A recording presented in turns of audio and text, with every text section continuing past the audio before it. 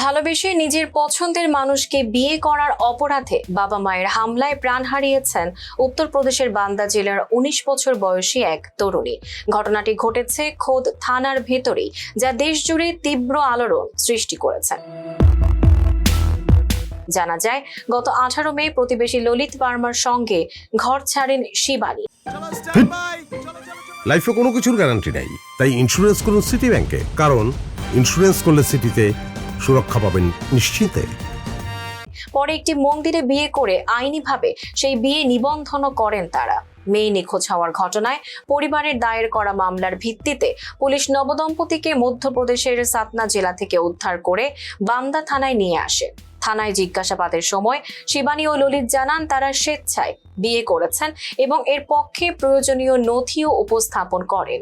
পরে দুই পরিবারের উপস্থিতিতে কাউন্সেলিং চলাকালে শিবানীর বাবা মা তাকে বাড়ি ফিরতে চাপ দেন, কিন্তু স্বামীর সঙ্গেই থাকার সিদ্ধান্তে অটল থাকেন শিবানী।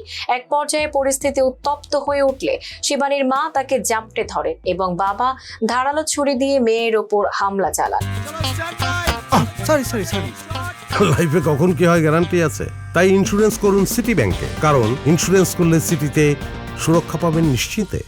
এতে গুরুতর আহত শিবানীকে হাসপাতালে নেওয়া হলে চিকিৎসাধীন অবস্থায় তার মৃত্যু হয়। পুলিশ জানায়, এ ঘটনায় একটি হত্যা মামলা দায়ের হয়েছে এবং শিবানীর বাবাকে গ্রেপ্তার করেছে আইন শৃঙ্খলা বাহিনী। Tanjiba Nowrin, face the people.